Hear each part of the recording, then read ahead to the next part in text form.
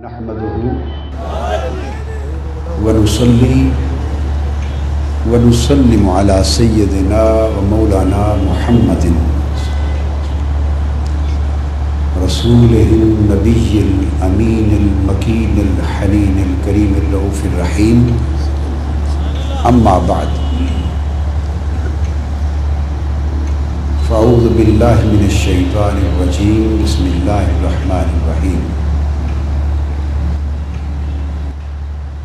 لا أقسم بهذا البلد وأنت حل بهذا البلد ووالد وما ولد. صدق الله مولانا العظيم.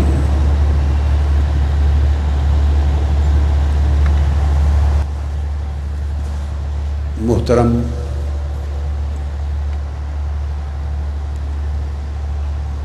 محدث اعظم دمشق، فقیہ الشام، العارف باللہ، الشیخ الکبیر، حضرت مولانا الشیخ اسعد محمد سعید الساغرجی دامت برکاتکم، محترم المقام المحقق الکبیر الاستاذ العظیم الشیخ الدکتور شہاب الدین الفرفور، استاذ جامعۃ الازہر بدمشق، محترم الداعیۃ الکبیر الخطیب العظم بجامع الاموی الشیخ ابو الخیر الشکری دامت برکاتہ،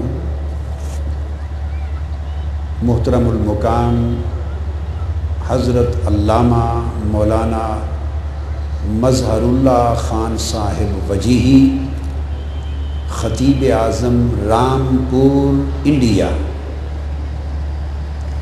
وہ میرے بائیں جانب تشریف فرما ہیں، رامپور انڈیا کے عظیم شیخ الاساتذہ اور وہاں کے خطیب اعظم، اور حیدرآباد، دکن اور انڈیا سے آئے ہوئے جلیل القدر مہمانان گرامی، معزز علماء، زعماء، لبرٹی، گلبرگ اور گرد و نواح اور لاہور کے تعلق رکھنے والے تاجر احباب، غلامان مصطفیٰ، عاشقان رسول، خواتین و حضرات، اور بالخصوص آج کی محفل میلاد النبی صلی اللہ علیہ وآلہ وسلم کی انتظامیہ، جملہ کارکنان تحریک محبت مصطفیٰ صلی اللہ علیہ وآلہ وسلم، اور لاہور اور علاقہ حاضہ کے تمام علماء کرام، خطباء اعظام اور مبلغان عشق و غلامی مصطفیٰ، اللہ رب العزت کا شکر ہے جس کی توفیق سے ہم لبرٹی میں ایک عظیم الشان محفل میلاد مصطفیٰ صلی اللہ علیہ وآلہ وسلم میں جمع ہیں، اور میں تحریک محبت مصطفیٰ کے جملہ کارکنان کو صمیم قلب سے مبارکباد پیش کرتا ہوں۔ ان احباب نے مجھ سے یہ کہا کہ آج کی گفتگو میں اس موضوع پر کروں کہ میلاد النبی صلی اللہ علیہ وآلہ وسلم کی محافل منعقد کرنا، اس کا جشن منانا اور اس کے لیے مسرت و فرحت کے اہتمام کرنا، اس کو سیلیبریٹ کرنا، منانا، اس کی قرآن و حدیث میں اور شریعت اسلامیہ میں حیثیت کیا ہے۔ انہوں نے کہا کہ آج کے حاضرین کو قرآن و حدیث اور شریعت کے دلائل کی روشنی میں یہ مسئلہ سمجھا دیں۔ سو میں ان کی خواہش کی تعمیل میں آج اسی نکتے کو اپنا موضوع بنایا ہے۔ ایک بات آپ سن چکے اور جان چکے، جس کو میں شروع میں بتا دوں کہ آج کی تقریب میں آپ خوش نصیب ہیں کہ عالم عرب کے اکابر علماء اور شیوخ اور محدثین اور محققین موجود ہیں۔ ملک شام اور جامع الازہر سے تعلق رکھنے والے، اور ملک شام اس وقت میرا ایک ایک لفظ نپا تلا ہے، مبالغے پر مبنی نہیں ہے، نہ میں کبھی مبالغے کی بات کرتا ہوں۔ آپ کے علم میں لانا چاہتا ہوں یہ بات کہ ملک شام اس وقت روئے زمین پر علم دین کا اور علم شریعت کا، علم کا سب سے بڑا مرکز ملک شام ہے، دمشق ہے، اور دوسرا تاریخی مرکز پھر الازہر مصر ہے، اور تیسرا علم دین کا، علم شریعت کا بڑا مرکز سرزمین بغداد ہے۔ میں تو بعد میں بیان کروں گا ہی، مگر انہوں نے اپنی زبان سے شہادت دی کہ جشن میلاد مصطفیٰ صرف پاک و ہند میں نہیں منایا جاتا، یہ سارے عالم عرب اور عالم اسلام کا معمول ہے۔ صرف سعودی عرب کے ایک محدود خطے کو چھوڑ کر، اور وہ بھی محض 75 سال سے، آج سے 75 سال پہلے پوری تاریخ میں حرمین شریفین میں بھی جشن میلاد مصطفیٰ آپ سے بڑھ کر دھوم دھام سے منایا جاتا تھا۔ انہوں نے یہ بات آپ کو بیان کر دی، اور میں تو پھر پورے عالم عرب، عالم اسلام میں ان کی محافل میلاد میں شریک ہوتا ہوں۔ دنیا کا کوئی کونا ایسا نہیں جہاں مصطفیٰ کے میلاد کا جشن نہ منایا جاتا ہو، صلی اللہ علیہ وسلم۔ یہ پوری امت کا معمول ہے۔ اس کا انکار کرنے والے احباب عالم اسلام اور عالم عرب میں تعداد کے اعتبار سے آٹے میں نمک کی حیثیت بھی نہیں رکھتے، آٹے میں نمک کی حیثیت بھی نہیں رکھتے۔ اب میں آپ کو اس موضوع کی علمی حیثیت سمجھانا چاہتا ہوں۔ سب سے پہلے جو نقطہ میں واضح کروں گا، سب سے پہلے ایک بات ذہن نشین کر لیں کہ بعض ذہنوں کو ایک مغالطہ ہے، اور وہ یہ کہ اسلام میں یہ جو سیلیبریشن ہوتی ہے، سیلیبریشن، بعض مواقع کو منانا، سیلیبریٹ کرنا، بعض لوگ سمجھتے ہیں کہ سیلیبریشن یہ اسلام کی روایت نہیں ہے، یہ علاقائی، جغرافیائی یا پاکستان اور ہندوستان کی ثقافتی روایت ہے۔ سیلیبریشن کا تعلق اسلام سے نہیں ہے۔ پہلے اس نقطے سے شروع کرتے ہیں۔ یہ بات ذہن نشین کر لیں کہ سیلیبریٹ کرنا، کسی شے کو منانا، اس کی یاد کو منانا اور ہمیشہ تکرار سے منانا، یہ عین اسلام ہے، عین اسلام ہے۔ نماز، پنجگانہ نماز، پنجگانہ نماز، پانچوں فرائض، آج آپ کو بتا دوں یہ بھی سیلیبریشن ہے، یہ بھی کسی کی یاد منائی جاتی ہے۔ یہ جو فرائض خمسہ ہے، نماز، پنجگانہ، سن لیں، یہ بھی پیغمبروں کی یاد منائی جاتی ہے۔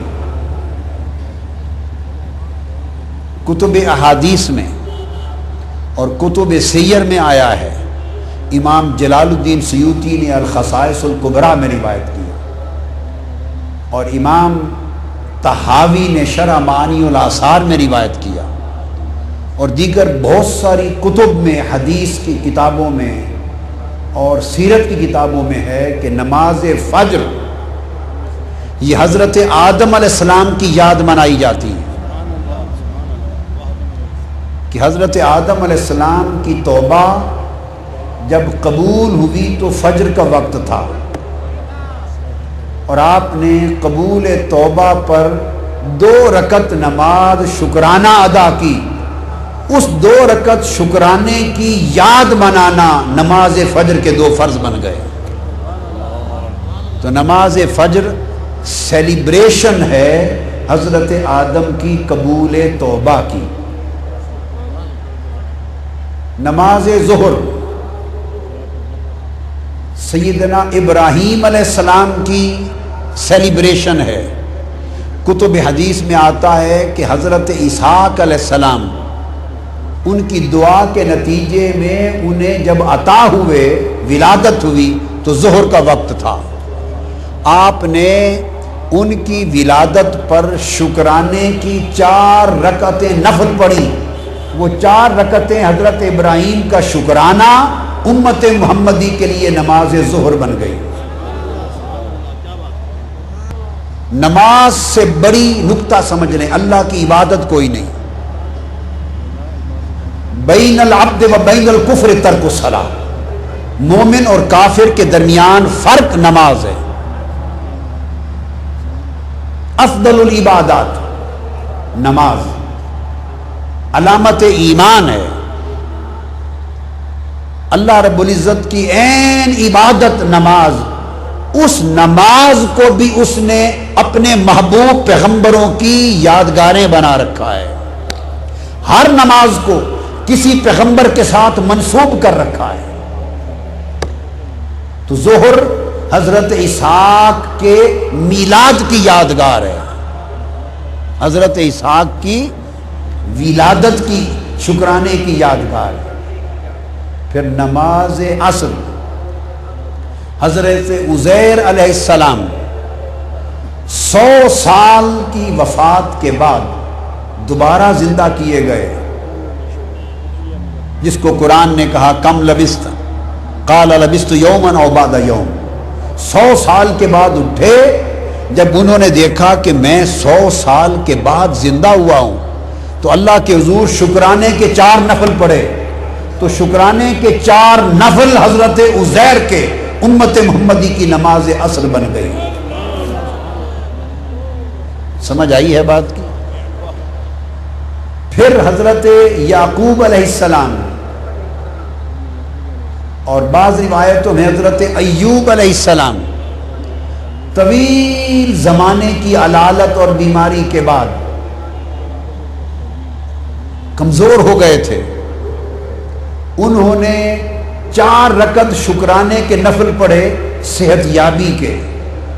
مغرب کا وقت تھا، جب 4 رکعت نفل شروع کیے، 3 رکعتیں پڑھی تھی، چوتھی پر اٹھنے کی کوشش کی، اٹھ نہ سکے، کمزور ہو گئے تھے، علالت تھی، بیٹھ گئے 3 رکعتوں پر۔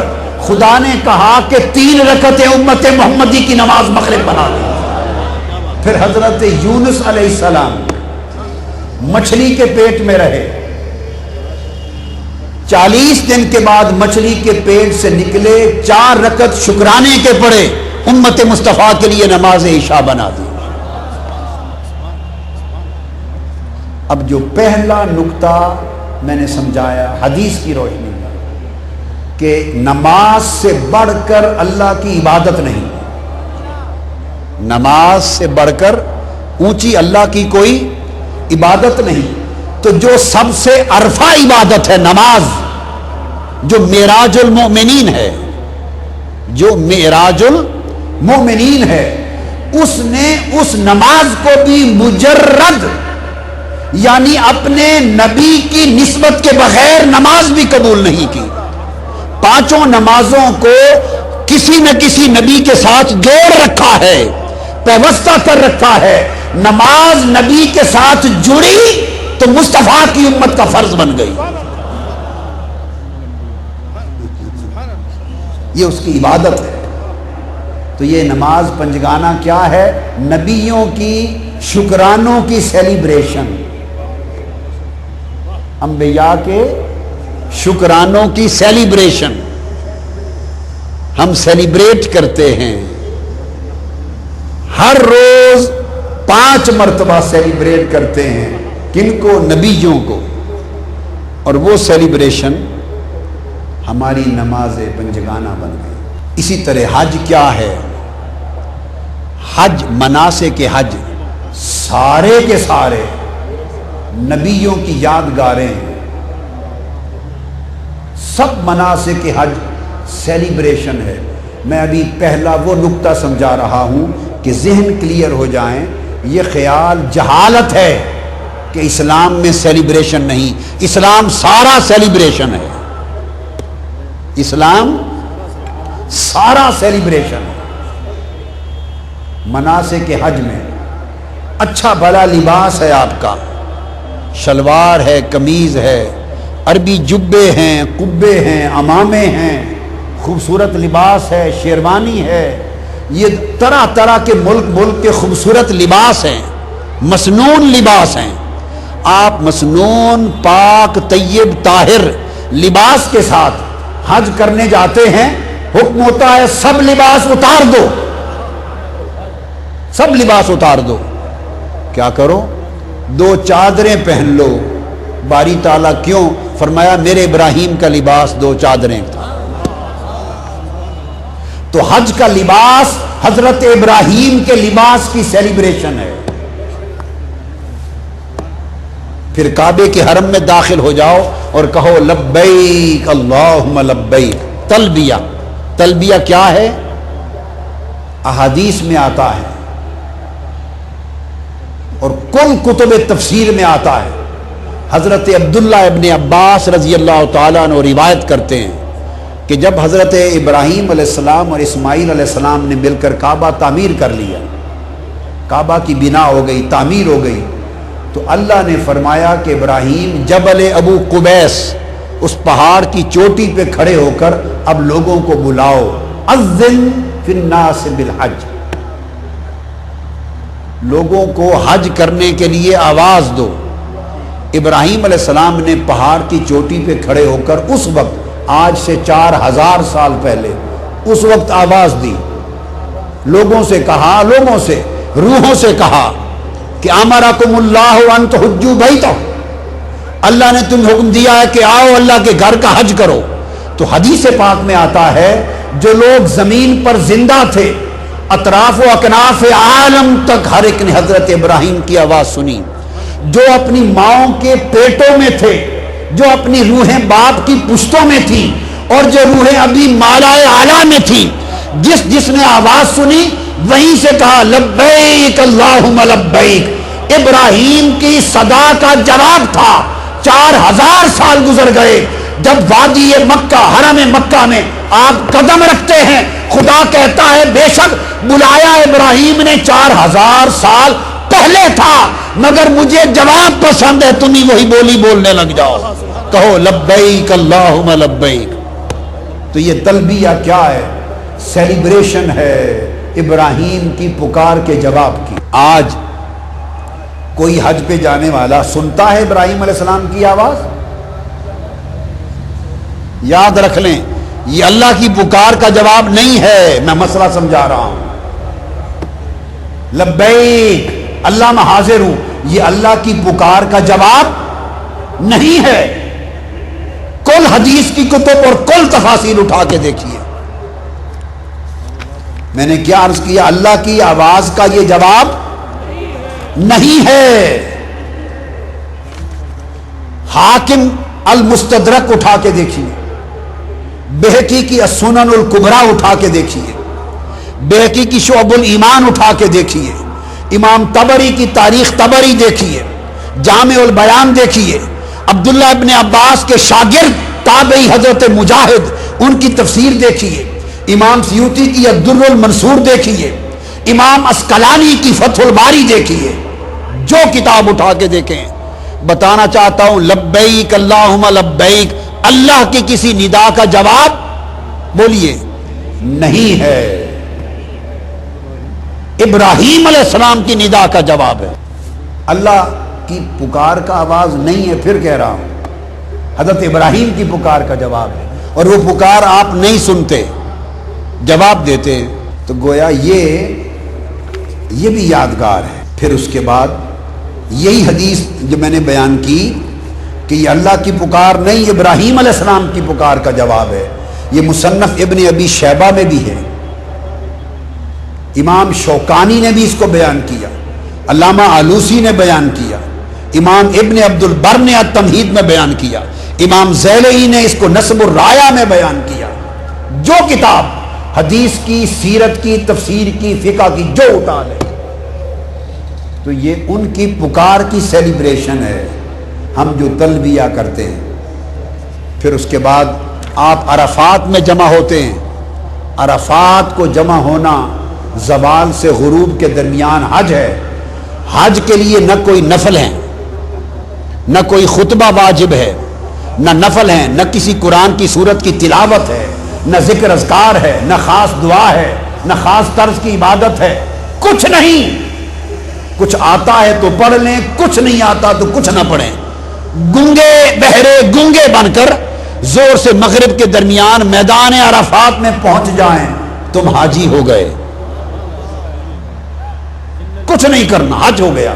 کیوں کہ وقوف عرفات میں جمع ہو جانا یہ یادگار سیلیبریشن ہے ملاقات حضرت آدم و حوا کی۔ حضرت آدم ہند میں اترے تھے، سرندیب کے پہاڑ میں، حضرت حوا ادھر اتری، ایک دوسرے کو تلاش کرتے کرتے اس میدان میں پہنچے تو ایک دوسرے کو پہچان لیا۔ پہچاننے کو کہتے ہیں عرفات، پہننا پہچان لینا، تو اس پہچان کے میدان میں پہنچ جانا حج ہے۔ تو حج کیا ہے؟ یادگار ملاقات ہے، یادگار ملاقات ہے آدم و حوا کی، یہ حج ہے۔ پھر آپ مزدلفہ سے ہو کے مینا آ گئے، اور وہاں مینا شیطان کو کنکریاں مار رہے۔ کوئی شیطان کھڑا ہے آج؟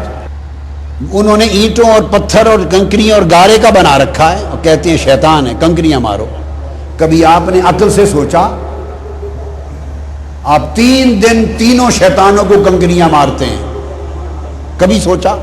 کاہے کی کنکریاں؟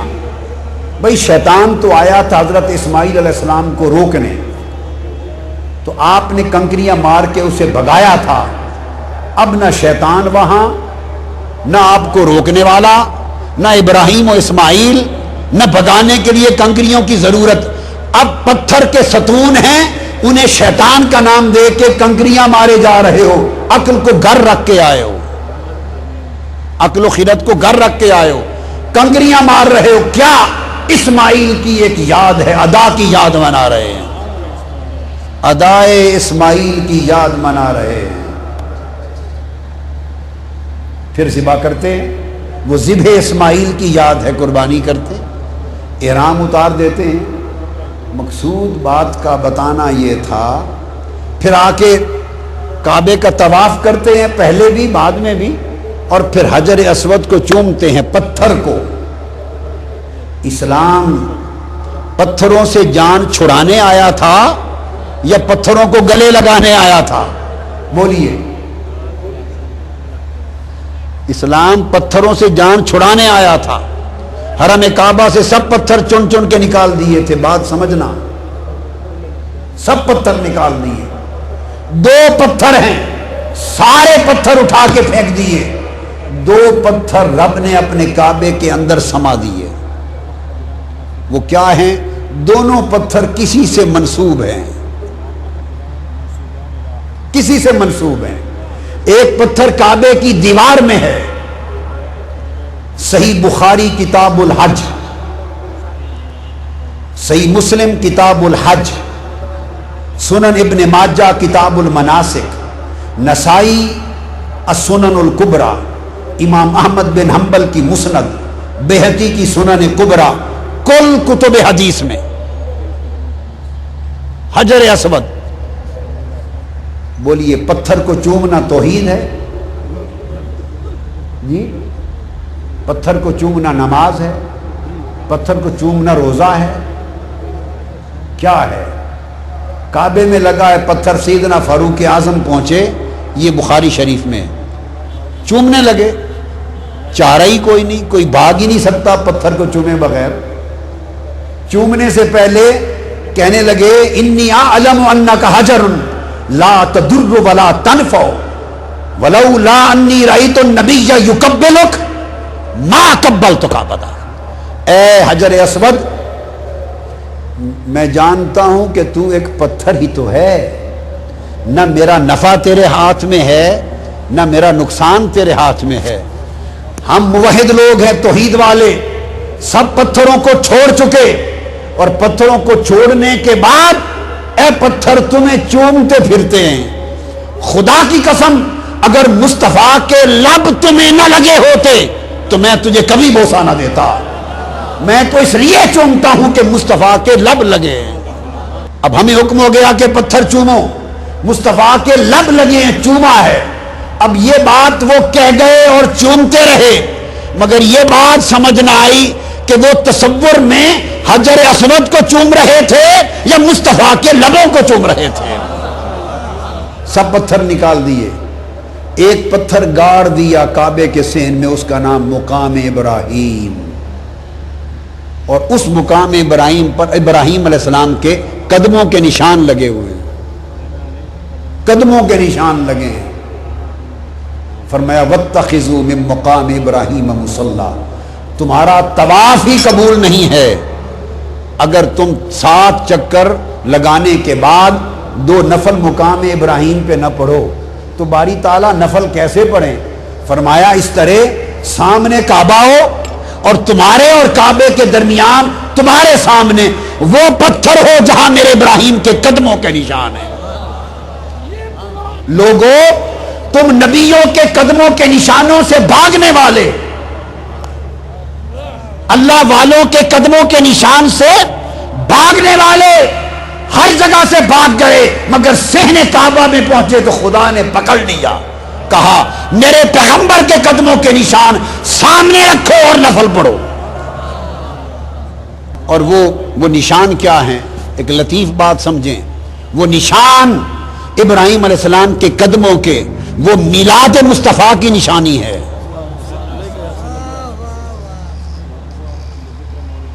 قدمہ سیدنا ابراہیم علیہ السلام یا علامت و میلاد المصطفیٰ، حضور کے میلاد کی نشانی ہے۔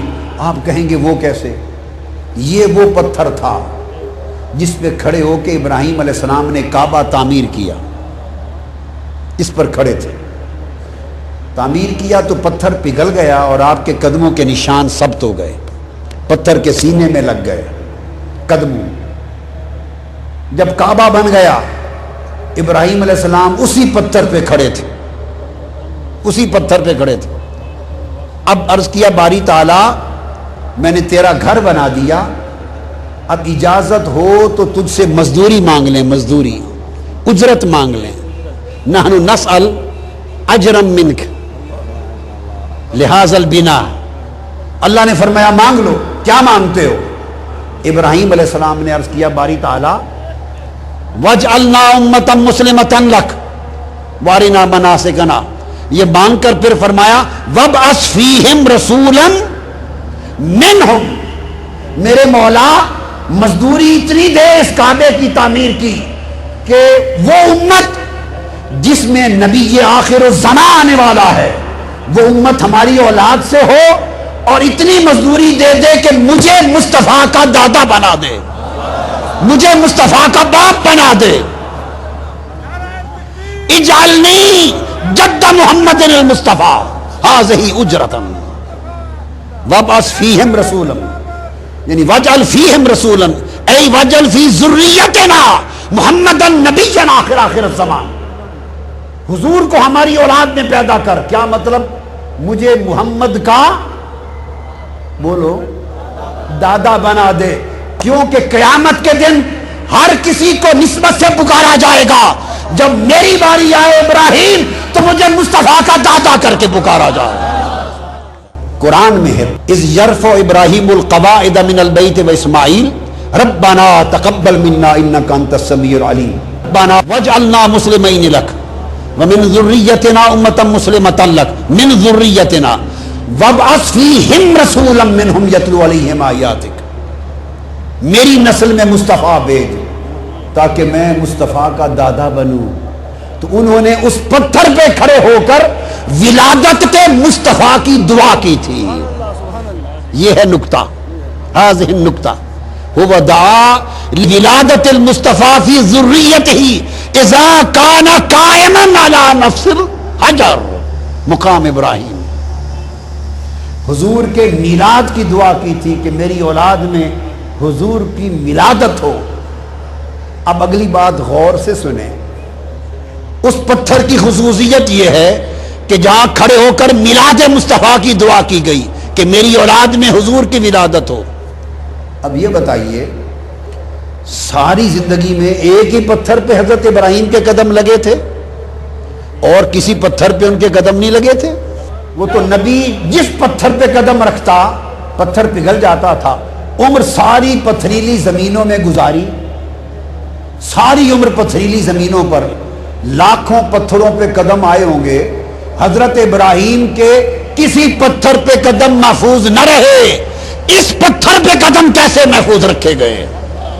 اس لیے رکھے گئے کہ یہ قدم کے نشان میلاد مصطفیٰ کی دعا سے متعلق تھے، چونکہ اس مقام ابراہیم پر قدمین ابراہیم ہیں، ابراہیم علیہ السلام کے قدم، اور قدم نشان ہیں اس دعا کے جو میلاد ولادت مصطفیٰ کی دعا ابراہیم نے تعمیر کعبہ کی اجرت مزدوری کے طور پہ مانگی تھی، حضور کی ولادت کا نشان ہے۔ اللہ نے کہا سب پتھر نکال دو، میرے مصطفیٰ کی ولادت کی علامت یادگار پتھر ہے، اس کو سین کعبہ میں گاڑ دو۔ اب تمہارا حج نہیں ہوتا جب یادگار ولادت مصطفیٰ کے قدموں کے نشان کے پتھر کو سامنے رکھ کے نفل نہ پڑھ لو۔ گویا مقام ابراہیم کی نماز ہر وقت حضور کا میلاد منایا جا رہا ہے۔ یہ میں نے آپ کو بتایا کہ کس طرح اسلام میں سیلیبریشن کا تصور ہے۔ یہ پہلا نقطہ تھا جس پر بنیاد رکھی۔ اب اس سے اگلی بنیاد کرتا ہوں۔ حضور علیہ الصلوۃ والسلام کی اپنی سنت ہے ایام منانا، دن منانا، آقا علیہ السلام کی اپنی سنت ہے۔ یہ بات آپ سمجھیں، حدیث پاک میں ہے کہ آقا علیہ الصلوۃ والسلام، یہ جو حدیث اس وقت میں دے رہا ہوں یہ کتاب الصوم ہے، کتاب الصوم صحیح بخاری، اور باب ہے باب صیام یوم عاشورہ، یوم عاشورہ کے روزوں کا باب، اور صحیح بخاری کی حدیث ہے، اور حضرت ابو موسیٰ اشعری رضی اللہ تعالیٰ عنہ حدیث کے راوی۔ حدیث میں یہ ہے کہ آقا علیہ السلام ہجرت مدینہ کی تو الفاظ ہیں کان یوم عاشورہ تعدہ الیہود عیداً، عاشورہ کا دن بخاری شریف یہودی لوگ بطور عید مناتے تھے۔ یہ بات سمجھنے والی ہے، یہودی لوگ اسے بطور بولیے عید مناتے تھے، اور یہ بھی سن لو کہ بطور عید کیوں مناتے تھے۔ اس سے اوپر کی حدیث اسی بخاری شریف جو حضرت عبداللہ ابن عباس رضی اللہ تعالیٰ عنہ سے مروی ہے، اس میں فرمایا یوم عید اس لیے مناتے تھے کہ انہوں نے فرمایا ھذا یوم صالح، ھذا یوم نجی اللہ بنی اسرائیل من عدوہم فصامہ موسیٰ، فرمایا یہ نیک دن ہے، یہ موسیٰ علیہ السلام کا یوم فتح ہے، فرعون پر فتح ہوئی تھی اور آپ بنی اسرائیل کو لے کے نجات دلا گئے تھے، پار چلے گئے تھے دریائے نیل سے، فرمایا چونکہ یوم فتح ہے حضرت موسیٰ کا، اس لیے حضرت موسیٰ نے شکرانے کا روزہ رکھا۔ اور اب اگلی حدیث میں حضرت ابو موسیٰ اشعری فرماتے ہیں کہ وہ یوم عید مناتے تھے، وہ پیغمبر صلی اللہ علیہ وسلم جو حکم دیتے تھے کہ یہودیوں کی مخالفت کیا کرو، یہود و نصارہ کی مخالفت کرو، ان سے مشابہت نہ کرو، ان سے اپنے نظام کو جدا رکھو، ان کی مخالفت کرنے کا حکم دینے والے نبی نے جب ان سے سنا کہ یہ حضرت موسیٰ کا یوم فتح ہے، یعنی یوم موسیٰ ہے، اور یہ یہودی بطور عید مناتے ہیں، حضور علیہ السلام نے صحابہ سے فرمایا قال النبی فصوموہ انتم، تم بھی اسے روزہ رکھ کر منایا کرو۔ ان کا یوم عید تھا، یوم موسیٰ تھا، چونکہ حضرت موسیٰ نے روزہ رکھ کے منایا تھا۔ آقا علیہ السلام نے فرمایا مت دیکھو کہ یہودیوں کا دن ہے، فرمایا ہم یہودیوں سے بڑھ کر حضرت موسیٰ کے حقدار ہیں۔ ارے لوگوں، مصطفیٰ یہودیوں سے بڑھ کر حضرت موسیٰ کے حقدار ہیں، وہ ان کا یوم منائے تو امت محمدی سے بڑھ کر مصطفیٰ کا حقدار کون ہے؟ ہم یوم مصطفیٰ مناتے ہیں۔ یہی کلمات صحیح مسلم میں ہیں، یہی کلمات، اور یہی جو میں نے آپ کو بتایا وہ بخاری شریف میں، اور مسلم شریف میں کتاب الصیام حدیث ہے کان یوم عاشورہ، یہ صحیح مسلم میرے ہاتھ میں، یومن تعظمہ الیہود وتتخذہ عیدا، میں زور دے رہا ہوں لفظ عید پر، لفظ عید پر، کہ روزہ تو رکھتے تھے یہود، یوم عاشورہ تو سیلیبریٹ کرتے تھے، مگر الفاظ ہیں کہ اسے عید کا دن بنا کر مناتے تھے۔ آقا علیہ السلام پیچھے نہیں ہٹے کہ ان کا عید کا دن ہے ہم کیوں سیلیبریٹ کریں، نہیں، نسبت چونکہ حضرت موسیٰ سے ہے، فرمایا میری امت بھی سیلیبریٹ کرے۔ اور اس دن یہودی عورتیں زیور پہنتی، یہ بھی صحیح مسلم شریف میں ہے، اچھے لباس پہنتی، بطور عید مناتے، آقا علیہ السلام نے صحابہ کو اس کے منانے کا حکم دے دیا۔ یہ وہ بنیادی چیز تھی جو میں نے سمجھائی کہ یوم منانا آقا علیہ الصلوۃ والسلام کی سنت ہے۔ حضور علیہ السلام نے خود نسبت موسیٰ سے یوم موسیٰ کو منایا۔ پھر آگے یہ دن مسند امام احمد بن حنبل میں حدیث ہے، فرمایا کہ یہ وہ دن ہے یوم عاشورہ جس دن حضرت نوح علیہ السلام کی کشتی جودی پہاڑ پر جا کے لگی تھی۔ مسند امام احمد بن حنبل میں حدیث آئی ہے، حضرت ابو ہریرہ اس کے راوی ہیں، فرمایا یہ عاشورہ کا دن یوم موسیٰ بھی ہے، یوم نوح بھی ہے، فرمایا اس کو مناؤ، تو مصطفیٰ نے یوم نوح بھی منایا اور یوم موسیٰ بھی منایا۔ اور صحیح بخاری میں ایک اور حدیث ہے کہ جاہلیت میں یہ وہ دن ہے عاشورہ کا جس دن کعبے کو غلاف چڑھایا گیا تھا، تو یہ یوم غلاف کعبہ بھی تھا۔ تو جب دور جاہلیت میں ہجرت مدینہ سے پہلے بھی آقا علیہ السلام اس دن کو مناتے تھے، تو حضور نے یوم غلاف کعبہ بھی منایا۔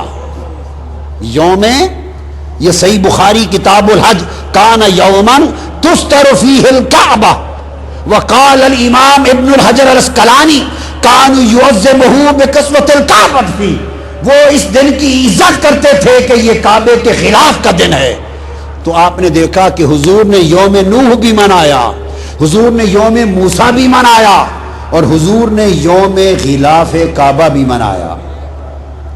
آقا علیہ الصلوۃ والسلام، امام ابن حجر اسقلانی جو امام المحدثین ہیں، حدیث کی کل سندیں کسی مسلک اہل سنت والجماعت کے کسی مسلک کا عالم ہو، حنفی ہو، مالکی ہو، شافعی ہو، حنبلی ہو، عرب کا ہو، ہند کا ہو، عجم کا ہو، حرمین کا ہو، شام کا ہو، مصر کا ہو، کوئی عالم، کوئی محدث، ہر ایک کی سند اوپر امام ابن حجر اسقلانی کے ذریعے سے جاتی ہے۔ امام اسقلانی حجت المحدثین، وہ امام ابن حجر اسقلانی کہتے ہیں، ان سے پوچھا گیا، امام اسقلانی سے پوچھا گیا کہ میلاد مصطفیٰ بنانے پر آپ کا فتویٰ کیا ہے؟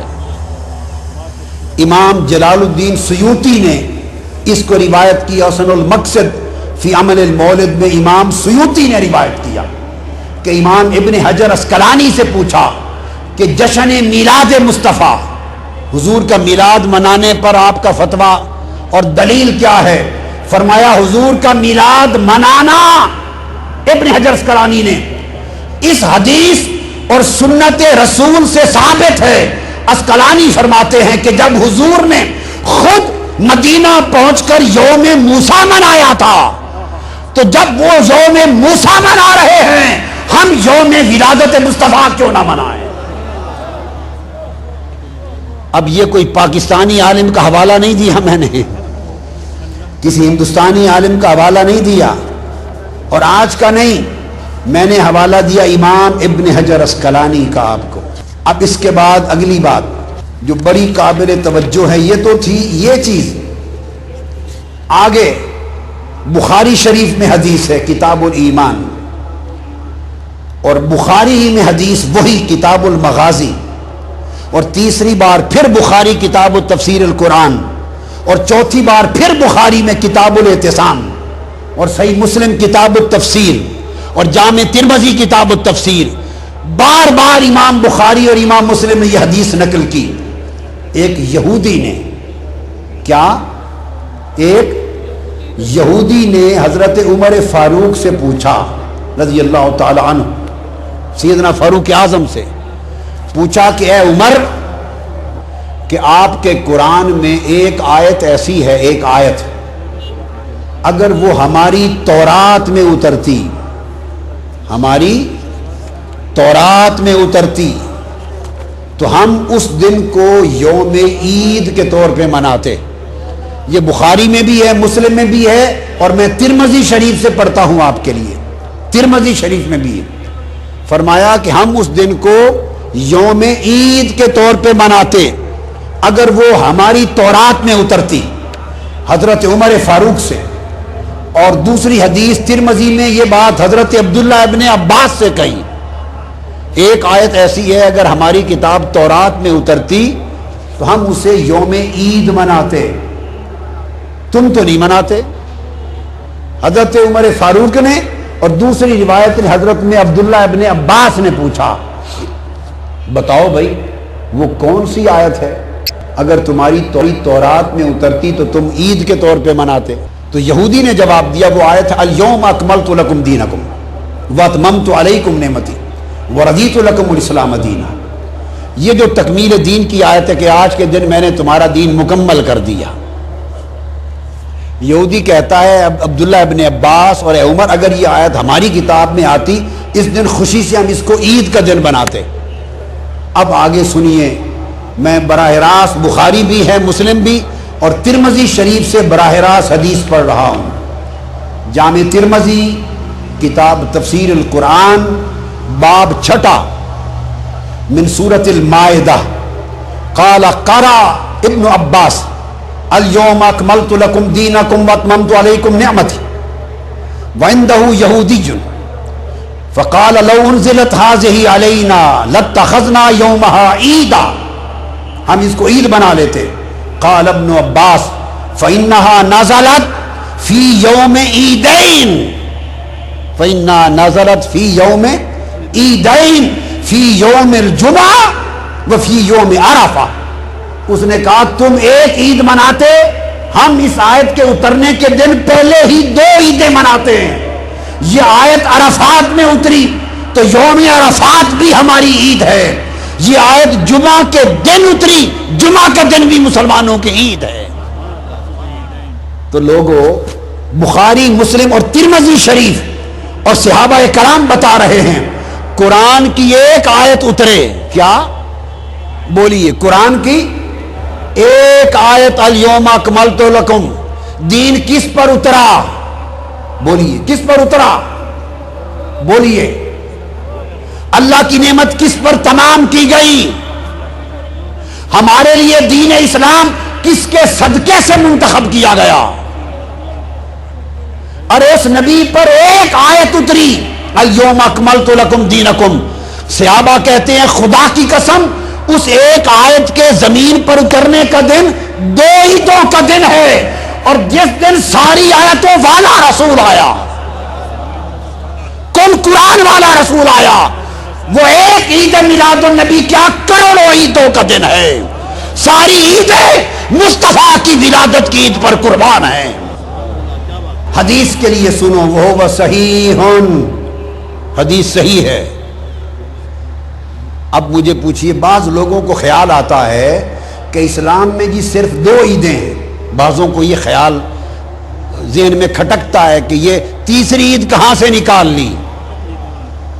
وہ کہتے ہیں تم نے تیسری میلاد النبی کی عید، اور اگر لکھا ہوا ملے عید میلاد النبی تو کہتے ہیں معاذ اللہ شرک ہو گیا، بدعت ہو گئی، عیدیں تو 2 ہیں، تیسری عید کہاں سے آ گئی؟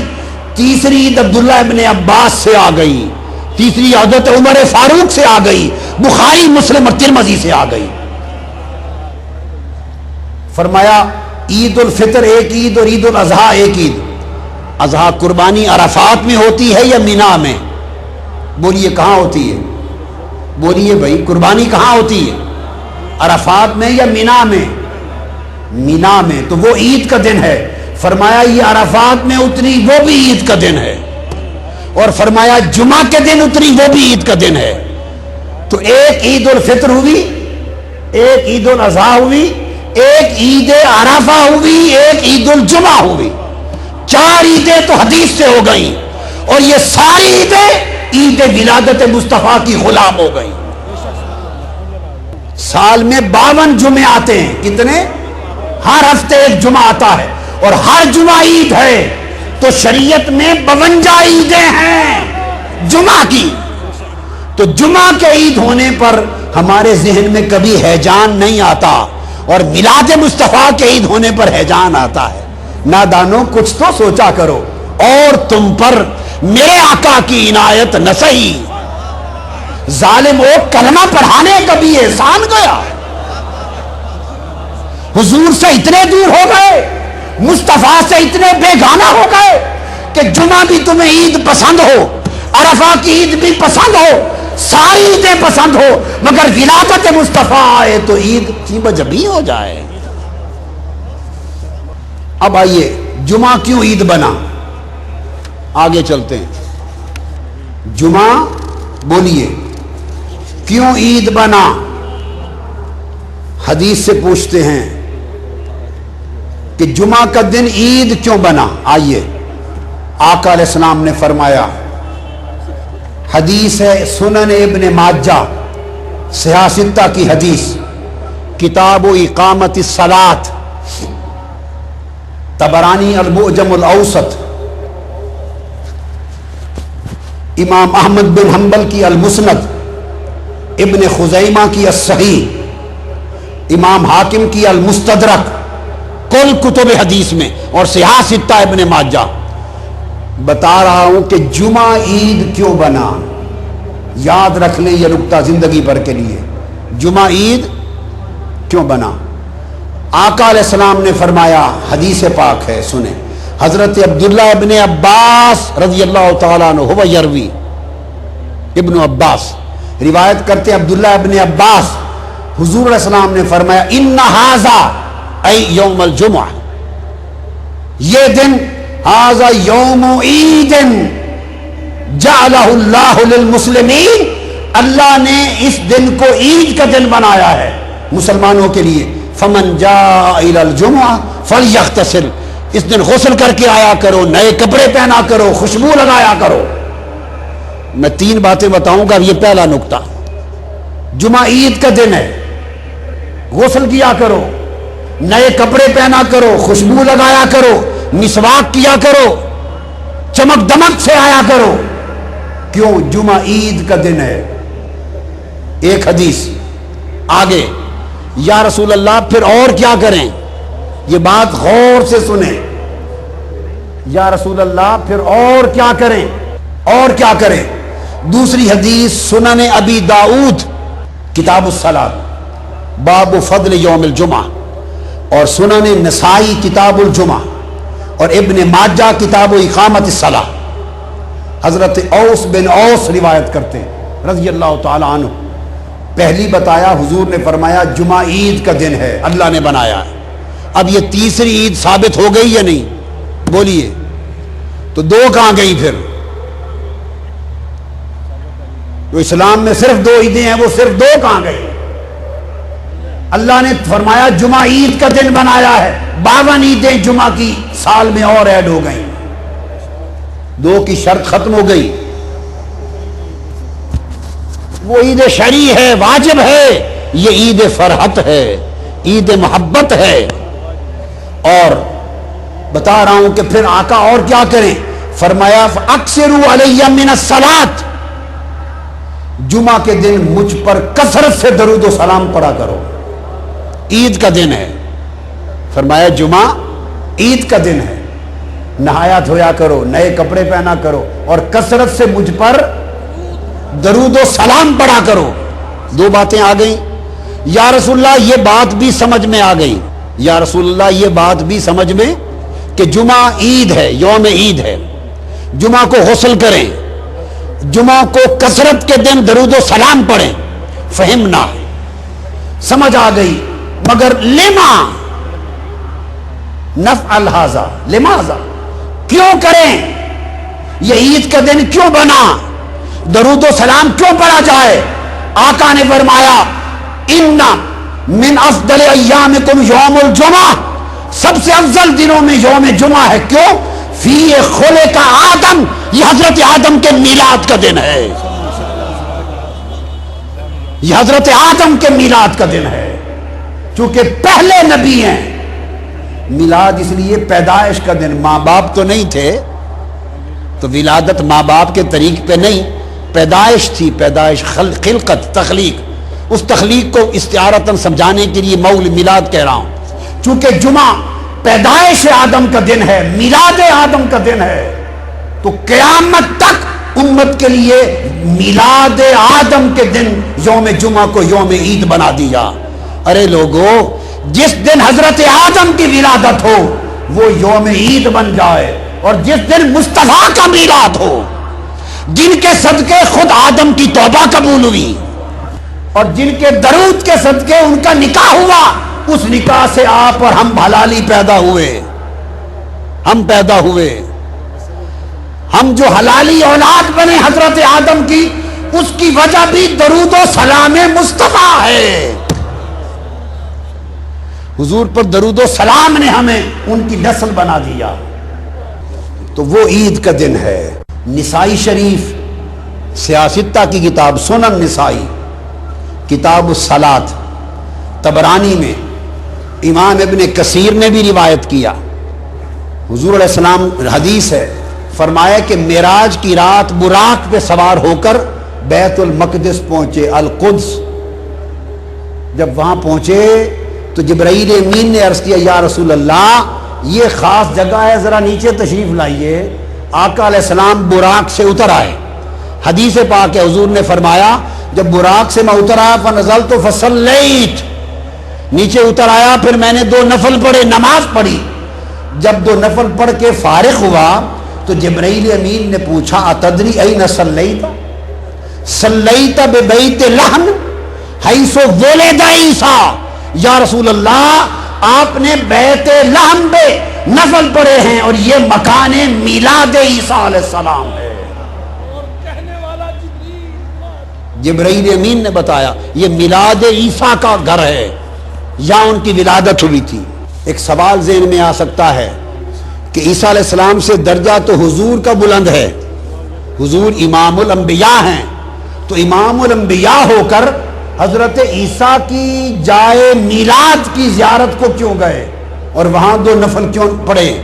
ہاں، جواب یہ ہے حضور نہ جاتے تو قیامت تک امت کے لیے نبیوں کے میلاد کی جگہ کی زیارت کرنا سنت کیسے بنتا؟ زیارت مولد النبی سنت بن گئی، کیوں؟ حضور گئے، زیارت کی تو سنت ہو گئی۔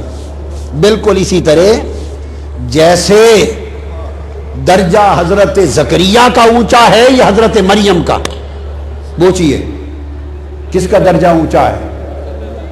حضرت زکریا علیہ السلام جلیل القدر پیغمبر ہیں، نبی ہیں، حضرت مریم ولی ہیں، حضرت عیسیٰ کی والدہ ہیں، درجہ پیغمبر کا حضرت زکریا علیہ السلام کا زیادہ ہے، مگر حضرت مریم حضرت زکریا کی تربیت میں، پرورش میں رہتی تھی۔ آپ آئے، دیکھا حجرے میں کہ بے موسم پھل پڑے ہیں حضرت مریم کے پاس، قرآن کہتا ہے وہ نبی ہیں، وہ ولی ہیں، اس کی کرامت دیکھی، بے موسم پھل دیکھے، جگہ دیکھ کر حضرت زکریا وہاں اس جگہ کے صدقے سے دعا مانگنے کھڑے ہو گئے. ہنالک دعا زکریا ربا. حضرت مریم کی جگہ پر کھڑے ہو کر اللہ کے پیغمبر نے دعا مانگی، مریم کو بے موسم پھل دینے والے رب، مجھے عمر کا موسم بیت گیا پر مجھے بھی یحییٰ کا پھل عطا کر دے. فنادتہ الملائکۃ وہو قائم یصلی فی المحراب. ابھی وہیں کھڑے دعا کر رہے تھے کہ فرشتے آ گئے. یا زکریا انا نبشرک بغلام، ہم تجھے بیٹے کی خوشخبری ولادت کی دیتے ہیں. تو آپ نے دیکھا نبی نے ولی کی جگہ پہ جا کے دعا کی. کیوں؟ اگر ولی کوئی کام کرے اور ہم اسے نبھائیں تو باعث برکت ہوتا ہے، مگر شریعت میں سنت نہیں ہوتا. لوگ انکار کر سکتے تھے کہ برکت ہے، شریعت میں سنت نہیں. رب نے نبی سے ولی کی جگہ پہ دعا کروائی تاکہ انسانیت کے لیے سنت انبیاء بن جائے. اللہ نے مصطفیٰ کو حضرت عیسیٰ کے مقام میلاد پر بھیجا تاکہ ہمارے لیے میلاد منانا سنت بن جائے. حضور نے معراج کی رات اوپر بعد میں گئے، بیت لحم میں عیسیٰ کا میلاد پہلے منایا. کون عیسیٰ؟ وہ جن کا ولادت کے وقت ہی اللہ نے ان کا میلاد منا دیا تھا. حضرت عیسیٰ ان کی ولادت کے وقت ہی اللہ نے ان کا میلاد بولیے منا دیا تھا. کیسے؟ حضرت مریم سے فرمایا مریم جب عین میلاد عیسیٰ کا وقت آیا، یعنی میلاد عربی میں ولادت کو کہتے ہیں. کسے کہتے ہیں؟ جب ولادت عیسیٰ کا وقت آیا تو فرمایا مریم یہاں آ جا، کھجور کے درخت کے نیچے عیسیٰ کا میلاد ہو رہا ہے، ولادت ہو رہی ہے. میلاد عیسیٰ کی برکت میں حضرت مریم کو کھجور کے گچھے نیچے کر دیے تو گویا شیرینی بھی کھلا دی اور نیچے سے میٹھے پانی کا شربت بھی پلا دیا. فرمایا نیچے سے چشمہ ٹھنڈے میٹھے پانی کا ہے، یہ میلاد عیسیٰ کا شربت ہے، اور یہ کھجوریں کھا، یہ میلاد عیسیٰ کی شیرینی ہے. اللہ نے شیرینی بھی بانٹی میلاد عیسیٰ پر، شربت بھی بانٹا چشمے کا میلاد عیسیٰ پر. خدا عیسیٰ کا میلاد منائے تو کھجور کی شیرینی اور ٹھنڈے چشمے کے شربت پلائے. اور اس خدا نے جب مصطفیٰ کا میلاد منایا، عیسیٰ کے میلاد پر کھجور بانٹی، مصطفیٰ کے میلاد پر کل عرب میں بیٹے بانٹ دیے. کسی کے گھر بیٹی نہیں کی، سارا سال بیٹے عطا کیے. میلاد مصطفیٰ منایا، خشک درخت ہرے کر دیے، وادیاں شاداب کر دی، کمزور دبلے پترے جانور طاقتور کر دیے، بے اولادوں کو اولاد دے دی. رب نے میلاد منایا. آپ ٹیوبیں کمکمیں لائٹیں لگاتے ہیں تو آپ کمکمیں لگا کر مصطفیٰ کا میلاد مناتے ہیں. خدا نے فرمایا فرشتوں سارے ستارے آمنہ کی چھت کے اوپر کر دو، مصطفیٰ کا میلاد ہے، تم کمکمیں ہو جائیں. یہ تو خدا کا منانا تھا. اب آگے چلیے، حضور نے اپنا میلاد خود منایا. کون ہے جو اس میلاد منانے کو سنت مصطفیٰ ثابت ہو جانے کے بعد انکار کرے؟ حدیث ہے بیہقی شریف، ان کی السنن الکبریٰ، حوالے سنتے آئیے.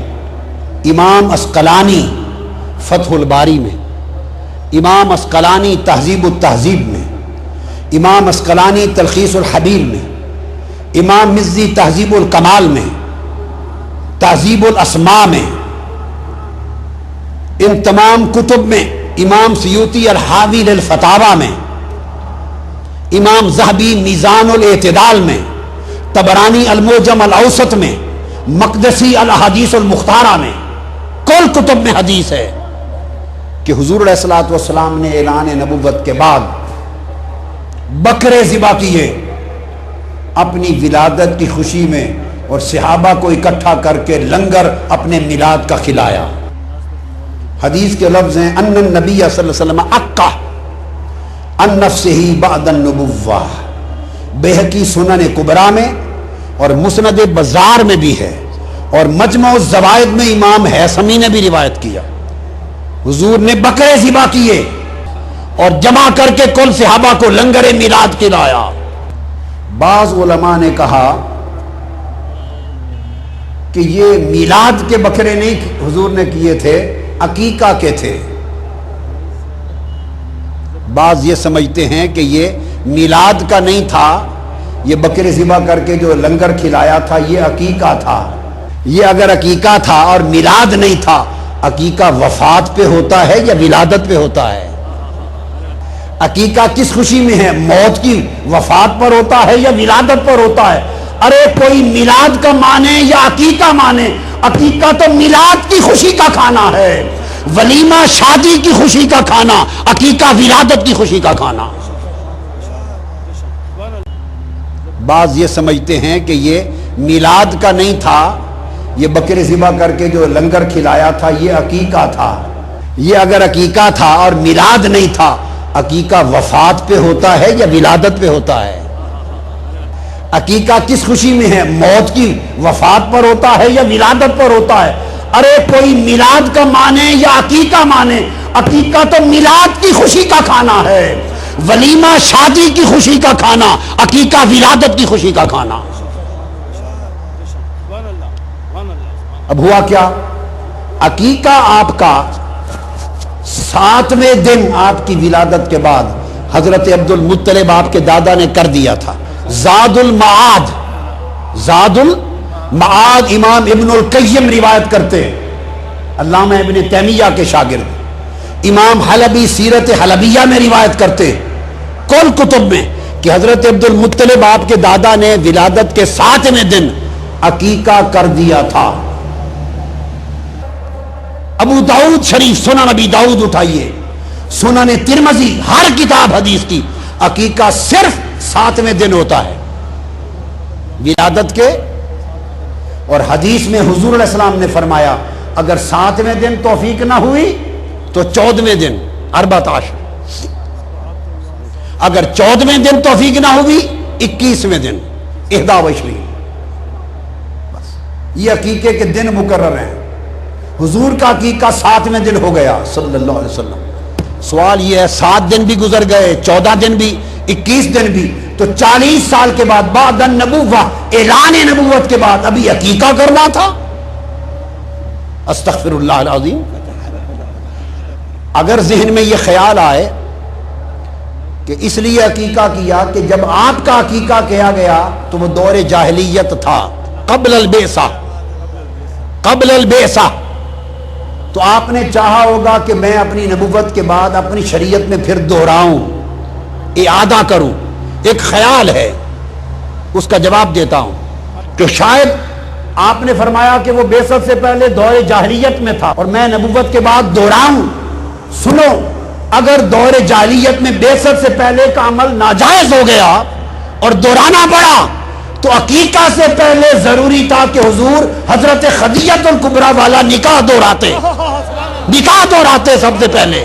وہ بعثت سے 15 سال پہلے ہوا تھا، حضرت خدیجہ الکبریٰ سے 15 سال پہلے ہوا تھا۔ وہ خدیجہ الکبریٰ کا نکاح جو بعثت سے پہلے تھا، جس سے سیدہ فاطمہ ہوئی، جس سے رقیہ ہوئی، جس سے حضرت زینب ہوئی، جس سے ام کلثوم ہوئی، جس سے ابراہیم ہوئے، قاسم ہوئے، طیب و طاہر، کل اولاد جس الکبریٰ سے ہوئی، جب اعلان نبوت کیا وہ نکاح تو دہرایا نہیں، عقیقہ کیوں دہرانے لگے؟ اس نکاح کا تو مہر بھی حضرت ابو طالب نے پے کیا تھا۔ اور جو لوگ حضرت ابو طالب کے بارے میں بدگمانی اور بد اعتقادی رکھتے ہیں وہ بھی سمجھ لیں اگر آقا کی بارگاہ میں قبولیت نہ ہوتی تو ان کا مہر اپنے نکاح میں قبول نہ کرتے۔ ان کے نکاح بھی حضرت ابو طالب نے دیا، مہر بھی اپنی جیب سے دیا، اس نکاح سے کل آل رسول پیدا ہوئی۔ حضور نے نکاح خدیجہ الکبریٰ کا تو اعادہ نہیں کیا، تو عقیقہ کا اعادہ اس سے زیادہ ضروری ہو گیا؟ نہیں۔ تو پھر کیا کیا؟ وہ جس کو عقیقہ کا لفظ بولا گیا وہ دراصل کھانا ہے، ذبح ہے بکروں کا، صدقہ خیرات ہے. فی فرحت المولد ہذہ عقیقہ والولیمہ هذا فی فرحت الزواج. یہ دو کھانے ہیں. شادی کی خوشی کا کھانا ولیمہ کہلاتا ہے، ولادت میلاد کی خوشی کا کھانا عقیقہ کہلاتا ہے.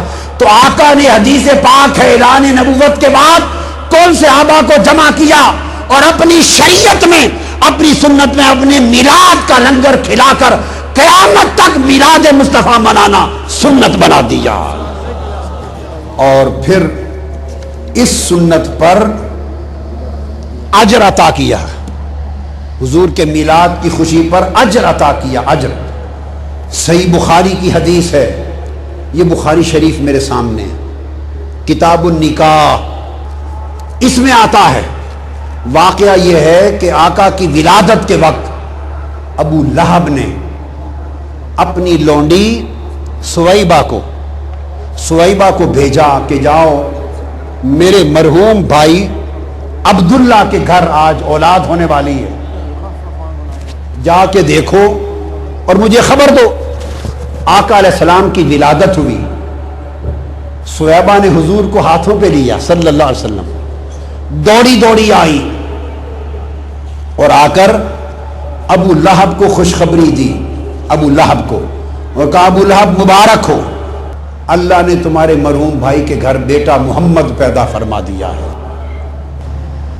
یہ حدیث بخاری شریف کی کتاب النکاح میں ہے، مصنف عبد الرزاق میں ہے، بہقی کی سنن کبریٰ میں ہے حاضر حدیث، بہقی کی شعب الایمان میں ہے، بہقی کی دلائل النبوت میں ہے، امام ابن کثیر نے اپنی تفسیر ابن کثیر میں دیا ہے، اور امام بغوی نے شرح السنہ میں روایت کیا، امام زیلعی نے نصب الرایہ میں، امام اسقلانی نے فتح الباری میں، امام عینی نے عمدۃ القاری شرح البخاری میں، اور عالم عظیم علماء دیوبند کے علامہ انور شاہ کاشمیری نے بخاری کی شرح فیض الباری میں، سب میں روایت کیا کہ جب ولادت ہوئی تو سویبہ نے آ کے مبارک دی، ابو لہب اللہ نے تجھے بھتیجا محمد عطا کیا. ابو لہب نے اپنی ان دو انگلیوں کے اشارے سے اس کو کہا سویبہ میرے بھتیجے محمد کی ولادت، میرے بھتیجے محمد کے میلاد کی خوشی میں جا تمہیں آزاد کیا. سویبہ آزاد ہو گئی. پھر ابو لہب وہ شخص تھا جس کی مذمت میں قرآن اترا، تبت یدا ابی لہب وتب، بدبختی میں رہا، مر گیا حالت کفر میں. مرنے کے 1 سال بعد حضور کے چچا اور اپنے بھائی حضرت عباس بن عبد المطلب کو خواب میں ملا 1 سال بعد. یہ کل کتب حدیث میں ہے، امام اسقلانی اور امام ابن کثیر نے سب کو جمع کر دیا تمام حدیث کو. سال بعد اپنے بھائی حضرت عباس کو ملا. حضرت عباس نے پوچھا بتاؤ بھائی ابو لہب کفر پہ مرے کیا حال ہے؟ اس نے کہا بڑی بری حالت ہے، برا حال ہے، برا حال ہے. اوپر دوزخ کی آگ، نیچے آگ، آگے پیچھے دائیں بائیں دوزخ کی آگ میں جلتا رہتا ہوں. الا ان العذاب يخفف عني كل يوم اثنين فقال ذلك ان النبي صلى الله عليه وسلم ولد يوم الاثنين وكانت سويبة بشرت ابا لہب بمولده فاتقها. ابو لہب نے کہا کہ پورا سال ہر دن دوزخ کے عذاب میں جلتا ہوں، مگر ہر ہفتے میں جب پیر کا دن آتا ہے اس دن دوزخ کا عذاب مجھ کافر پر بھی، کافر پر دوزخ کا عذاب کم کر دیا جاتا ہے، تخفیف العذاب ہو جاتا ہے. اور میری اس انگلیوں سے ٹھنڈا پانی نکلتا ہے، آگ کا عذاب کم ہو جاتا ہے اور ٹھنڈا پانی نکلتا ہے، کچھ راحت آتی ہے اور دوزخ کی پیاس اس ٹھنڈے پانی سے بجھاتا ہوں جو 2 ان انگلیوں سے نکلتا ہے. اور کیوں؟ اس نے کہا وجہ یہ ہے کہ پیر کے دن ولادت مصطفیٰ ہوئی تھی، اور جب سویبہ نے آ کر مجھے میلاد مصطفیٰ کی خوشخبری سنائی تو میں نے اس خوشی میں اس کو آزاد کیا تھا. حضور کے میلاد کی خوشی کا عمل آج بھی میرے لیے عذاب کی کمی کا باعث بنتا اور ٹھنڈے پانی کا چشمہ پلاتا رہتا ہے۔ اب آپ دیکھیے، کافروں کا کوئی عذاب، کافر کا کوئی عمل آخرت میں اجر کا باعث نہیں ہوتا۔ اعمال الکفرۃ ھباء منثورا، کافر کے عمل کو آخرت میں اجر نہیں ملتا۔ وہ ابو لہب ہے، کافر کے لیے آخرت میں کوئی اجر نہیں ہے۔ لیس لہم اجر فی القیامہ وفی الآخرہ للکفار، وہ کافر ہی نہیں، کافروں کا سردار تبت یدا ابی لہب ہے۔ اور اس نے جو آزاد کیا صہیبہ کو، وہ بھی میلاد النبی سمجھ کے نہیں، بھتیجے محمد کی ولادت سمجھ کر اس خوشی میں رب نے کہا ابو لہب تو ابو لہب سہی، بدبخت سہی، پر میرے محبوب کا میلاد تو منایا ہے۔ کسی کافر کو کسی عمل کا اجر نہیں دوں گا، مگر کافر مصطفیٰ کا میلاد منائے تو اس کا اجر برقرار رہے گا۔ امام نووی فرماتے ہیں، جن کی کتاب ریاض الصالحین سعودی عرب کی ہر مسجد میں اور کل عرب کی ہر مسجد میں پڑھی جاتی ہے، امام نووی، اور اسی طرح بغوی شرح سنہ میں امام بغوی، وہ فرماتے ہیں امام بغوی، ھذا خاص بہ اکراما لہ، یہ خاص حضور کے اکرام میں ہے۔ ہر کافر کا ہر اجر برباد ہے، مگر کافر ہو اور میلاد مصطفیٰ کا عمل ہو وہ برباد نہیں جاتا۔ ارے حضور کے میلاد کی خوشی کافر بھی منائے تو آخرت میں اسے بھی اجر ملے، اور اگر حضور کے میلاد کی خوشی مسلمان منائے اور میلاد النبی سمجھ کے منائے تو اندازہ کریں اس کے اجر کا عالم کیا ہوگا۔ اس نبی کا میلاد مناؤ اور میلاد مصطفیٰ پہ جشن منایا کرو، فلیفرحوا، میلاد مصطفیٰ پہ خوشیاں فرحتیں منایا کرو، میلاد مصطفیٰ کی خوشی میں دیوانہ ہو جایا کرو، مجنون ہو جایا کرو۔ مجنون لیلا کے شیخ نے بتایا تھا، لیلا کے کتے کے پاؤں چومتا تھا۔ کسی نے پوچھا پاگل ہو؟ اس نے کہا میں نہیں، تم پاگل ہے، کتے کے قدم چومتا ہوں اس لیے نہیں کہ کتا ہے، اس لیے کہ لیلا کی گلی سے گزر جاتا ہے۔ ارے عاشق لوگ تو اس نسبت کی قدر کرتے ہیں، اور خدا جو اس کے مصطفیٰ کی ولادت کا جشن مناتا ہے، اس پر صدقہ اور خیرات کرتا ہے، چراغاں کرتا ہے، ولائم کرتا ہے، اپنی خوشیاں مناتا ہے، خدا کی عزت کی قسم رب کائنات اسے بخشش کا پروانہ عطا کر دے گا۔ اس لیے سنیے کہ مرنے کے بعد حضور سے نسبت جوڑ لو، حضور کی غلامی میں فنا ہو جاؤ، فنا ہو جاؤ، حضور کے عشق میں جیو، حضور کی محبت میں مرو، ترانے گایا کرو حضور کی خوشیوں کے، حضور سے پہچان پیدا کرو، حضور سے تعلق پیدا کرو۔ اس لیے کہ قبر میں سن لو، کمپلسری سوال، واجب اور ضروری سوال ایک ہونا ہے، باقی دو سوال اختیاری ہیں، آئے جواب آ گیا، نہ آیا نہ آیا۔ مدار مغفرت ایک سوال پر ہے، اور وہ یہ کہ تاجدار کائنات کا چہرہ سامنے ہوگا، پوچھا جائے گا بتا اس کے لیے تو کیا تھا، اس کے لیے تیرا عقیدہ کیا تھا۔ بخاری نے صحیح بخاری میں 7 مقامات پر یہ قبر میں سوال کی حدیث روایت کی ہے۔ قبر میں امام بخاری نے ایک مقام کے سوا، کیا ایک مقام کے سوا 6 مقامات پر امام بخاری نے کسی جگہ 3 سوالوں کا ذکر نہیں کیا۔ خدا کی قسم یہ صحیح بخاری میرے ہاتھ میں ہے، امام بخاری نے ہر جگہ ایک ہی سوال کا ذکر کیا ہے کہ قبر میں مصطفیٰ کا پوچھا جائے گا، بس اس نبی کا میلاد مناؤ۔ اور اس نبی سے دور کیوں ہوتے ہو؟ اس نبی سے بیگانہ کیوں ہوتے ہو؟ عن انس بن مالک قال قال رسول اللہ صلی اللہ علیہ وسلم ان العبد اذا وضع في قبره وتولى عنه اصحابه وانه ليسمع قرع نعالهم اتاه ملكان فيقعدانه فيقولان، فرمایا جب مردہ مرتا ہے اور اسے قبر میں دفن کرتے ہیں اور دفن کرنے والے پیچھے مڑتے ہیں تو ابھی میت مڑنے والوں کے قدموں اور جوتوں کی آہٹ سن رہا ہوتا ہے، پیچھے دفنا کے ہٹنے والوں کے پیروں کے قدموں کے نشان سن رہا ہوتا ہے کہ دو فرشتے آ کے اٹھا لیتے ہیں۔ متفق علیہ حدیث، انس بن مالک روایت کرتے ہیں، فرشتے اٹھا لیتے ہیں اور اٹھا کر ایک ہی سوال پوچھتے ہیں، کچھ اور نہیں پوچھتے، کہتے ہیں بتاؤ ما کنت تقول فی ھذا الرجل لمحمد، ایک ہی بات بتا اس محمد کے بارے میں کیا کہتا تھا صلی اللہ علیہ وسلم۔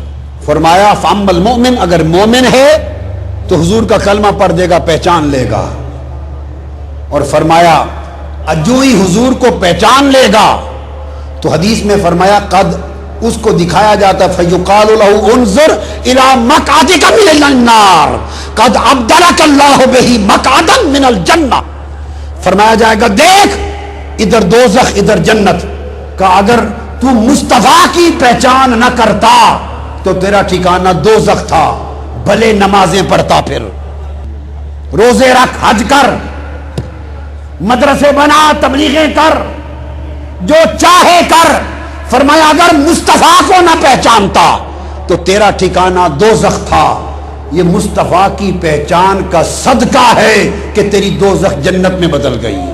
ایک حدیث پھر بخاری اور مسلم کی متفق علیہ، دوسری حدیث میں بتانا چاہتا ہوں امام بخاری کا عقیدہ کیا ہے۔ حضرت اسماء بنت ابی بکر، حضرت ابو بکر کی صاحبزادی، حضرت عائشہ کی ہمشیرہ رضی اللہ تعالی عنہ، وہ روایت کرتی ہیں ان النبی صلی اللہ علیہ وسلم قال، حضور نے فرمایا لقد اوحی الی انکم تفترون فی القبور، حضور نے فرمایا مجھ پر وحی ہوئی ہے کہ لوگوں قبروں میں تمہارے ایمان کا امتحان ہوگا، تفتنون فی القبور، تمہارا امتحان ہوگا۔ صحابہ نے عرض کیا یا رسول اللہ ہمارے ایمان کا کیا امتحان ہوگا؟ خدا کی قسم امام بخاری روایت کرتے ہیں ایک ہی سوال پر امتحان ہوگا، بس ایک سوال پر، اٹھا کے دیکھ لیجئے۔ پہلی حدیث صحیح بخاری کتاب الجنائز باب ما جاء فی عذاب القبر، حدیث نمبر 1308۔ اس لیے بتا دیا، پڑھ لیں، کوئی یہ نہ کہے کہ میں نے کچھ اس میں سے چھپا دیا ہے۔ پھر حدیث صحیح بخاری کتاب الوضوء باب من لم یتودع، حدیث نمبر 182۔ صحیح بخاری کتاب الجمعہ حدیث نمبر 880، اٹھا کر دیکھیے بخاری کا عقیدہ۔ حضور نے فرمایا قبروں میں تمہارے ایمان کا امتحان ہوگا۔ عرض کیا یا رسول اللہ کیا امتحان ہوگا؟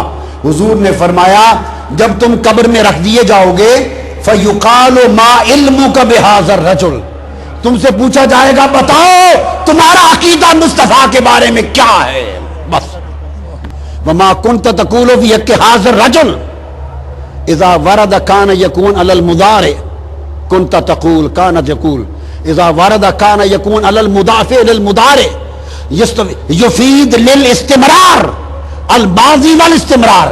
وقال ما كنت تقول، یہ نہیں پوچھا جائے گا یہ کون ہے، پوچھا جائے گا نہیں کیا کہا کرتا تھا، مسجدوں میں جمعے کے دن کیا کہا کرتا تھا، ربیع الاول میں کیا کہا کرتا تھا، هذا الماضي المستمر اے فی حیاتک ما كنت تقول فی حیاتک، الان انت عرفت هذا محمد رسول اللہ ولكن نحن نسأل ماذا علمك قبل وفاتک قبل موتک۔ آج لے ان کی پناہ،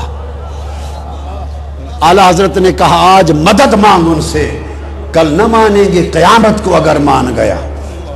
یہ بخاری اور مسلم ہے، ایک ہی سوال ہوگا، ایک ہی۔ اس ہستی کے میلاد کو منانے سے حضور سے تعلق جڑتا ہے، محبت پیدا ہوتی ہے، پہچان ہوتی ہے۔ یہ لفظ صحیح مسلم کے۔ پھر آقا علیہ السلام نے پھر اسی طرح فرمایا. ایک اور بڑی پیاری حدیث وہ ابن ماجہ میں ہے، سیاستہ ابن ماجہ اور امام احمد بن حنبل، وقال اسنادہ صحیح. وہ حدیث کیا ہے؟ وہ حضرت عائشہ اور حضرت ابو ہریرہ سے روایت ہے. تیسری حدیث ان النبی صلی اللہ علیہ وسلم، الفاظ پہ غور کریں. قال اما فتنۃ القبر، پوچھا گیا یا رسول اللہ قبر کا فتنہ، قبر کی آزمائش کیا ہوگی؟ قبر کی آزمائش کیا ہوگی؟ قال اما فتنۃ القبر فبی تفتنون وانی تسألون. ھذا الحدیث. صحابہ نے پوچھا یا رسول اللہ قبر کا امتحان کیا ہوگا؟ فرمایا سنو، قبر کا امتحان میرے بارے میں تمہیں آزمایا جائے گا اور میرے بارے میں سوال کیا جائے گا، بس. صحابہ نے پوچھا یا رسول اللہ کیا کہیں گے؟ حضور نے فرمایا فرشتے پوچھیں گے فیما کنتا، پوچھیں گے مسلمان تھا کافر تھا؟ وہ کہے گا مسلمان ہوں. فرمایا اگر مسلمان ہے تو جواب دو ما ھذا الرجل الذی کان فیکم، یہ مصطفیٰ کون ہے؟ بس اتنی بات پوچھی جائے. اب آپ کو میں آخری بات سمجھا دوں، آپ کے ذہن میں آئے گا کہ پھر 3 سوال کیسے؟ وہ بھی حدیث میں ہے مگر زیادہ ایک ہی سوال. حدیثوں میں 3 سوالوں کا بھی ذکر ہے، من ربک کا، ما دینک کا، اور تیسرا. اب میں تطبیق کر دوں، تطبیق کہ 3 سوال اور 1 سوال. تطبیق کیا ہے؟ التطبیق بینہما کیا ہے؟ تطبیق یہ ہے جو پہلا سوال ہے من ربو کا، وہ صرف یہ جانچنے کے لیے ہے کہ مومن ہے کوئی مسلمان، رب کو ماننے والا ہے یا کافر ملد اور دہریہ ہے، آتش پرست ہے، سورج پرست ہے، ستارہ پرست ہے، مجوسی ہے، کافر ہے، روسی ہے. کون ہے؟ رب کو مانتا ہے یا اگر وہ کہے گا ہاں میرا رب اللہ رب کو مانتا ہوں، ایک طرف کر دیا جائے گا. اگر رب کو مانتا ہے تو اس کا مطلب ہے یا یہودی ہوگا یا عیسائی ہوگا یا مسلمان ہوگا. اگر رب کو مانتا ہے مر ربوں کا جواب آ جائے تو مطلب ہے یہ یا یہودی ہے یا عیسائی ہے یا مسلمان، رب کو ماننے والا، کتابوں کو ماننے والا ہے. یہ امتحان نہیں ہے، ابھی نکھارا ہو رہا ہے، نتارا ہو رہا ہے، ابھی تقسیم ہو رہی ہے. جیسے میں کہوں بھائی لبرٹی والے ادھر ہو جائیں اور بقایا گولبرگ والے ادھر ہو جائیں، ایسے تقسیم ہو رہی ہے. رب کو ماننے والے ہاں ماننے والا ہوں، اچھا یہ یہودی ہے یا عیسائی ہے یا مسلمان. اگلا سوال ما دینوں کا، یہ بھی امتحان نہیں ہے، یہ بھی امتحان لیس الامتحان ما دینوں کا. یہ پرکھنا ہے کہ اگر یہودی ہے تو بتائے گا ما دینوں کا یہودیہ، عیسائی ہے تو بتائے گا مسیحیہ، مسلمان ہے تو کہے گا دینی اسلام. یہ پرکھنے کے لیے کہ مذہب کیا ہے. جب اس نے کہا دینی الاسلام، میرا دین اسلام ہے، اسے کہا پترا ادھر آ جا، مسلمان ہے، مسلمان آ جا، ہور تیرا امتحان ہوئے گا. ہائے ہائے رولا مک گیا. پہلے 2 سوال خدا کی قسم امتحان نہیں ہیں، وہ الگ الگ کرنے کے لیے ہیں کہ ہے کون، کافر ہے یا مومن. اگر مومن ہے تو اہل کتاب یہودی عیسائی ہے یا مسلمان. جب اس نے کہا مسلمان ہوں تو کہا ادھر آ جا، آ جا میری طرف. اب کھڑا ہو گیا. مسلمان ثابت ہو جانے کے بعد کوئی اور سوال نہیں، ایک ہی سوال ہے. اگر تو مسلمان ہے تو بتا یہ مصطفیٰ کا عقیدہ کیا ہے. بس لو کنت مسلما الان قلت ماذا تقول فی کہ هذا الرجل. السؤالان اولیان کانا للتفریق والامتیاز لیس للامتحان. السؤال والامتحان فقط واحد. آ جا، ایک ہی سوال ہے، مصطفیٰ کے بارے میں کیا کہتا تھا. ختم یہ کرنا چاہتا ہوں کہ یہ حضور کا میلاد منانا ہوا تو قبر میں بھی تنہا حضور کا پوچھ کر دراصل وہاں بھی حضور کا میلاد منایا جا رہا ہے کہ مانتا تھا یا نہیں. یہ کتاب ہے تاریخ مکہ پر، اور امام محمد بن جار اللہ ظہیرہ القرشی ان کی کتاب الجامع اللطیف مکہ اور کعبہ کی تاریخ پر کل کتب اٹھا کے دیکھیے، مکہ اور مدینہ کا میلاد کا جشن موجودہ حکومت جب سے آئی ہے 75 سال 1924 کے بعد بند ہوا ہے۔ بعض لوگ یہ سمجھتے ہیں کہ اصل اسلام تو وہاں سے آیا، اصل اسلام تو عرب سے آیا، مکہ مدینہ سے، وہاں تو مناتے نہیں ہیں تو آپ کیوں مناتے ہیں؟ یہ سوال ذہنوں میں آتا ہے نا۔ سن لو، اسلام آیا تو وہاں سے ہی، مگر ان پچھلے 75 سالوں میں نہیں آیا، 1400 سال پہلے آیا تھا۔ بابا یہ جو میلاد نہیں منایا جاتا، اس مذہب کی عمر 75 سال ہے، اس سے پہلے صدیوں سے حرم کعبہ میں میلاد کا جشن منایا جاتا تھا۔ حتیم اور حرم کعبہ میں کل حنفی، شافعی، مالکی، حنبلی علماء، قاضی، حکام جمع ہوتے، اور اہل مکہ مشل بردار، فانوس بردار جلوس نکالتے تھے چراغ اٹھا کر، اور مشل بردار جلوس لے کر مکہ کی گلیوں سے گزرتے ہوئے بی بی آمنہ کے گھر پہ جاتا تھا۔ اور مکہ مدینہ میں صرف سمجھ لیں، حکومت نے باہر سے بند کیا ہے، گھروں میں اہل مدینہ، اہل مکہ آج بھی مناتے۔ میں ہر سال ربیع الاول میں اہل مکہ، اہل مدینہ کے میلاد میں شریک ہوتا ہوں اور کھڑے ہو کے سلام پڑھتے ہیں، مکہ اور مدینہ میں کھڑے ہو کے سلام پڑھتے ہیں۔ یہ سب عرب بیٹھے ہیں آپ کے سامنے۔ یہ محدث اعظم الشیخ اسعد محمد السعید الصاغرجی فقیہ الشام 8 سال تک مسجد نبوی میں حدیث پڑھائی ہے انہوں نے، حرم مدینہ میں محدث 8 سال پڑھایا ہے وہاں۔ یہ حجت ان کی کتابیں دینی مدارس میں داخل نصاب ہیں، مدارس میں۔ یہ ازہر کے اساتذہ میں سے جلیل عالم بیٹھے ہیں دمشق سے، یہ جامع اموی سے بیٹھے ہیں، یہ ساری دنیا میں میلاد ہوتا ہے، مناتے ہیں۔ صرف اتنا سا حصہ ہے جہاں نہیں ہوتا، کل آٹے میں نمک برابر، باقی ہر جگہ دنیا میں عرب و عجم میں ہوتا ہے۔ امام ابن حجر مکی نے کہا ہمارے زمانے میں میلاد ہوتا تھا۔ امام زرقانی نے کہا، فرماتے ہیں لا یزال اہل الاسلام یحتفلون بشہر مولدہ ویعملون الولائم ویتصدقون فی لیالیہ بانواع الصدقات ویزرون الزرور والمبرات والمسرات۔ کل دنیا کہتے ہیں اہل اسلام حضور کا میلاد مناتی، صدقے ہوتے ہیں، ولیموں کی طرح کھانے ہوتے ہیں، شادیوں کی طرح خوشیاں ہوتی ہیں۔ یہ کل ائمہ محدثین نے یہ تمام تفصیلات بیان کی ہیں۔ امام قسطلانی نے کہا لا زال اہل الاسلام یحتفلون بشہر مولدہ ویعملون الولائم المواہب اللدنیا۔ کل عالم اسلام حضور کا میلاد مناتا ہے۔ ملا علی قاری نے کہا دنیا ساری میلاد مصطفیٰ مناتی، اور فرمایا میں مصر گیا اور پہاڑ کی چوٹی پر بادشاہوں کی ایک محفل میلاد میں خود شریک ہوا۔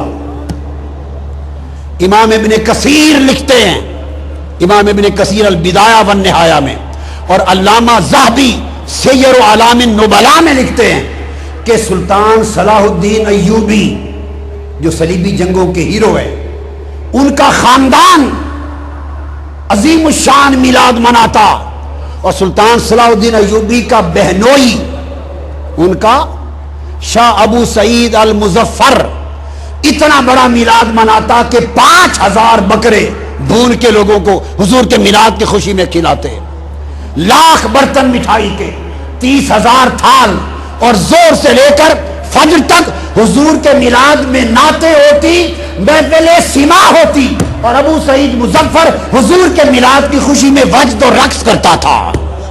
تو جو بات بتانا چاہتا ہوں، جلال الدین سیوطی نے لکھا کل جہان میں میلاد کا ہونا، ملا علی قاری نے کتاب لکھی، شمس الدین جزری نے لکھی، محدث ابن الجوزی نے لکھی، امام نووی کے شیخ امام ابو شامہ نے کہا، امام ذہبی نے کہا، اس طرح امام شمس الدین ناصر دمشقی نے کہا، ابن حجر اسقلانی نے لکھا، امام قسطلانی نے لکھا، امام نصیر الدین نے لکھا، امام جمال الدین نے لکھا، اور اس طرح امام یوسف بن الشامی نے لکھا، محمد بن یوسف الصالحی الشامی صاحب سیرت الشامیہ نے لکھا، امام ابن حجر مکی نے لکھا، شیخ عبدالحق محدث دہلوی نے لکھا، امام زرقانی نے لکھا، شاہ ولی اللہ کے والد شاہ عبد الرحیم دہلوی فرماتے میں ہر سال میلاد مناتا، ایک سال پیسے نہیں تھے، ایک سال شاہ ولی اللہ محدث والد، تو میں نے چنے لے کے حضور کے میلاد کی خوشی میں تقسیم کر دیے چنے،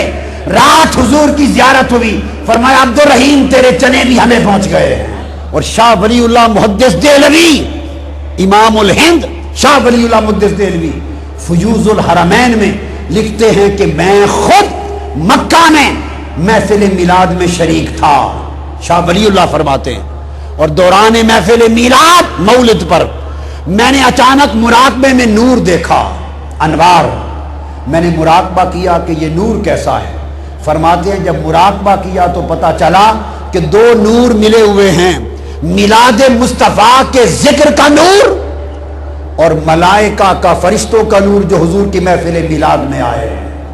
یہ شاہ ولی اللہ محدث دہلوی فرماتے ہیں۔ حاجی امداد اللہ مہاجر مکی رحمۃ اللہ علیہ، جو مولانا رشید احمد گنگوئی کے شیخ، جو مولانا قاسم نانوتوی کے شیخ، جو مولانا اشرف علی تھانوی کے شیخ، کل علماء دیوبند اکابر کے شیخ، حاجی امداد اللہ مہاجر مکی سے پوچھا کہ محفل میلاد کا حکم، کہتے ہیں اس میں برکت ہے، کوئی مانے یا نہ مانے کل اہل حرمین کرتے ہیں، ہمارے لیے حرم مکہ مدینہ کی حجت کافی ہے، اس زمانے ہوتا تھا۔ تو دوستو گفتگو یہاں پہ ختم کی کہ آقا علیہ السلام کا جشن میلاد قرآن سے ثابت، حدیث سے ثابت، سنت نبوی سے ثابت، ائمہ محدثین سے ثابت، کل تاریخ اسلام سے ثابت۔ خوش نصیب ہیں وہ جنہیں یہ سعادت میسر ہے، ملایا کرو، خرچ کیا کرو، اس سے بڑی خیرات کوئی نہیں اور اس سے بڑی مسرات کوئی نہیں ہے۔ اللہ رب العزت اس کے صدقے ہماری دنیا اور آخرت سنبھال دے، اور حضور کی غلامی میں ہمیں حضور کی اتباع، حضور کی محبت اور اسوہ حسنہ کی توفیق عطا فرما دے۔ وما علینا الا البلاغ۔ علیکا یا رسول اللہ صلی اللہ علیکا یا حبیب اللہ صلی اللہ علیکا یا رسول اللہ صلی اللہ علیکا یا حبیب اللہ صلی اللہ صلی اللہ صلی اللہ صلی اللہ صلی اللہ صلی اللہ صلی اللہ علیکا یا رسول اللہ صلی اللہ